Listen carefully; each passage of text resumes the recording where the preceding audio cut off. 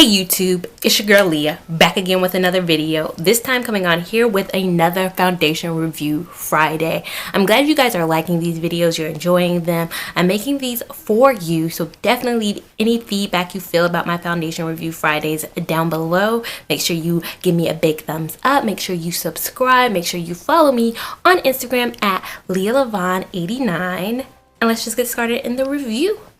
So today, as you can see from the title, I will be reviewing the Maybelline Dream Cushion Foundation. Now, this isn't fairly new at the time of me posting it. It came out January 2017 everywhere, but I was able to get my hands on it because it's not that hard to get your hands on it now. I think it's in almost every drugstore at this point. And the shade that I am in this foundation is in 55. So if you guys see me look down at any point during this review, I am looking down at my notes. If you guys are familiar with any of my foundation review series, I review a foundation for an entire week. So I've worn this foundation throughout the entire week, worn it with different primers, used different applicators, all that.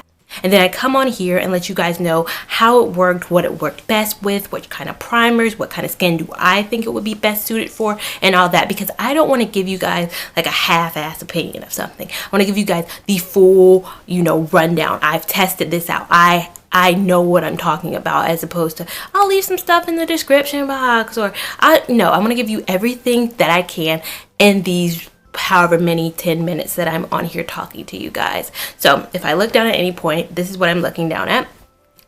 The foundation at Ulta is $15.99. I know at some drugstores, CVS and Walgreens, it's $16.99.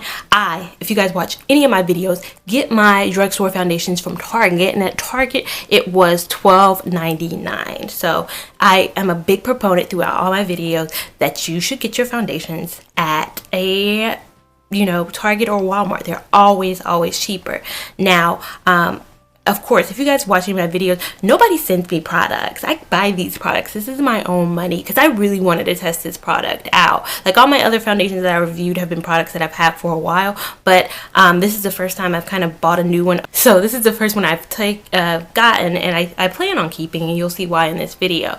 Now, it comes in 8 shades. Now, I have the shade 55 as I described, and this is the second darkest. So there's only one darker, and that's in the shade Cocoa. Now, you guys know I rant all the time about drugstore, their shade ranges, how they suck and all that. And they suck. This one sucks. It does suck. I don't know if it's because it's a new launch and they want to kind of test it out before they make a full range. That's what I'm hoping for. But at the same time, you can't test something out and not have everybody test it out. You can't have 8 different skin tone people come out with 16 different skin tones. If it doesn't work, then recall everything and say, oops, we made a mistake. But don't come out with 8 shades. There's only one shade darker than my shade, and there's 100 different shades skin tones that are different than my skin tones, darker and lighter. So definitely something that brands need to be aware of, but I can go on for a whole nother, video about that. There is, like I said, one shade darker. This is what the site says about the foundation. Maybelline's increased color pigments deliver complete luminous coverage for fresh face perfection for all skin types. The site says for medium to full coverage. So yeah. The site doesn't give you a lot about this foundation, which I don't know why, but the site normally gives like a full rundown. That's kind of all I could find about this foundation. If you guys are familiar with cushion foundations, I believe they started overseas in Asia, and now they've kind of made their way over to America, and we're getting into the cushion foundation world. I kind of like Maybelline, some of their foundations. If you guys have seen the Better Skin foundation, I hated that foundation, but I do like the Fit Me. And when I open this up, it does have a mirror, and then it comes with a sponge. Now, mine is dirty because, like I said, this isn't a first impressions. I've used this thing. I used this the first couple of days. I hate it. Like, this thing doesn't make any sense. You can't clean it. It's not sanitary. I just don't like it. So I put it here, and it comes in this little, window which you can use to open up to get to the product. And so this is what the product looks like. It's kind of dirty because I have used it out. It kind of looks darker than it is. It looks darker in the pan than it is in real life. This foundation isn't really that dark. It is kind of dark, but it's not that dark. So let's get started into the application. Now, normally if you guys see my videos, I apply with the Smashbox Photo Finish Primer. Today, you know, I will be switching it up because I've tried this primer throughout this week, and primers that are this kind of silicone-y feel, I guess, that look like this. Maybelline Baby Skin has it. People sometimes use the Monostat Chafing Cream. All those kind of like primers that feel or have that feel to them didn't work for me this week for some reason. What did work for me this week was the MAC Prep and Prime. So the more creamier type of primers worked for me this week. So this MAC Strobe Cream. I don't know why, but the Smashbox Photo Finish on me this week looked very drying, and it's so weird because I use that. If you guys are familiar with my foundation review series, I use that primer almost every time. I'm gonna go in with my Prep and Prime to get my skin all primed up, and if you guys can't tell, I already did my eye makeup, so I'm good to go there. So now that I'm all primed, I'm actually gonna color correct today, so I'm gonna take a minute to color correct and then come back. Okay, so now I have color corrected, so ignore the Oompa Loompaness that you guys are seeing right now. I'm going to go in now with the Cushion Foundation. Now, I'm going to use my Beauty Blender today, which is the same as I do in most of my other videos, just because I figured that the brush this week and using it applied much sheerer than it does with the Beauty Blender. I don't know why, because the Beauty Blender, normally I do get a sheer coverage with the Beauty Blender, but for some reason the brush, it just took a little bit more to build it up this week as opposed to using my Beauty Blender. So I've never done this at all this week, is dip the Beauty Blender in there, but I watched a review the other day where people were doing the dip into it. I just would use the little applicator sponge and apply it to my face and then blend it in, but I'm going to do the dipping of the Beauty Blender in. So yeah.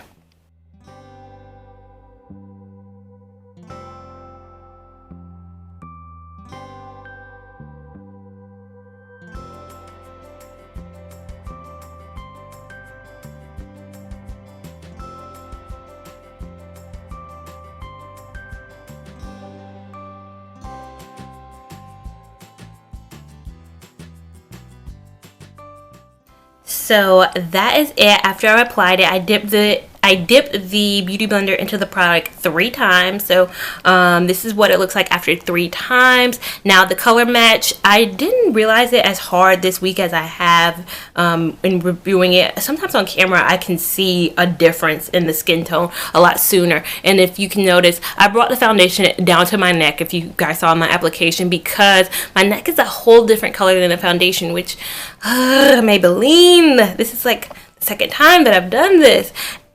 If I go one shade down, it's way too light.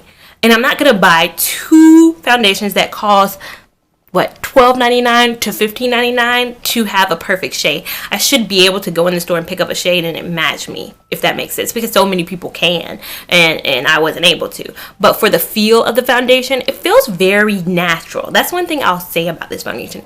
When it says, it doesn't say anywhere in there that it's a natural finish. It says fresh face perfection. But for me, it feels so natural. Now, I have dry skin. And for me to say natural finish, I think this is the first video where I've said natural finish. As far as medium to full coverage, I think it does give very much so medium. I don't think it gives, you know, sheer coverage, but I think it does give very much so medium to all the way to full. I'm getting right now, if it's picking up on camera, I think I'm feeling very much so a medium coverage, medium to full. Almost full. I'm not quite there yet because I used a lot of it. Even though I used 3 pumps, I used a lot of it to bring down to my neck and conceal this whole lighter neck situation that I have going right now.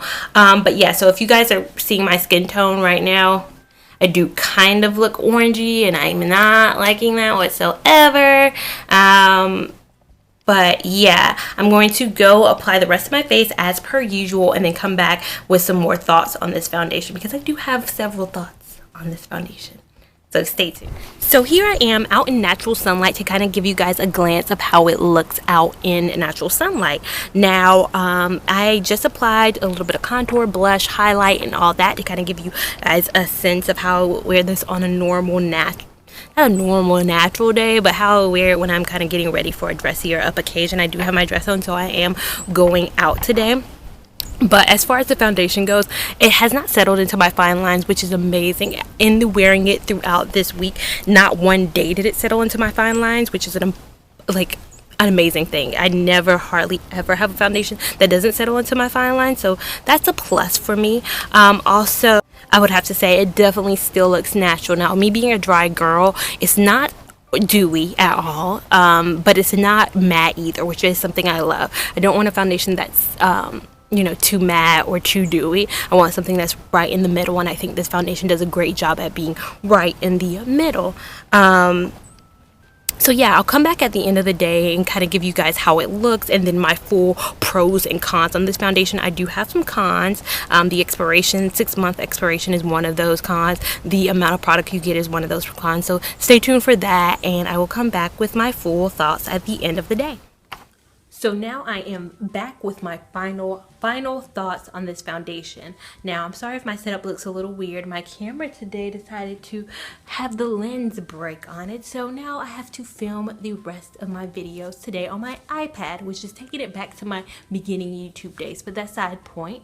You guys saw how it looked earlier, so you guys know how it looked, and I'll get up close so you can kind of see. And I hope it looks still good. I applied different lipstick. I have a different hair in because I had to go out, and the silver wig, although it's cute, it's not the best for when you need to see people. So yeah, I have this look going on. I've had this on for now about, I'd say 5 hours. I had to deal with this situation, but yeah, 5 hours, and this is how it looks. I would have to say I'm extremely pleased with how it looks. Now, for the pros with this foundation, definitely would have to say I love the natural finish of it, and I love how it does not settle into my fine lines, which is something I very much so look forward to in a foundation.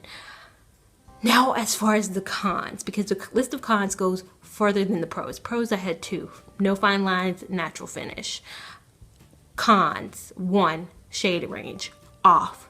Do not love the shade range of it. Now, I guess, and I'll give it the benefit of the doubt for it being new and Maybelline not wanting to spend the money to complete or make a complete line of foundation colors when they know at the end of the day it may or may not work. So I'll give them benefit of the doubt on that one. But you guys saw it didn't really match me, so I'm not going to spend, you know, bukus of money to have a foundation that this may be my summer color, but it's not going to meet me in the winter. So I can't use this foundation at all in the winter unless I mix 2 different colors and try to be a scientist and come up with my different correct shade. Don't got time for that. The price tag of it goes along with number 2.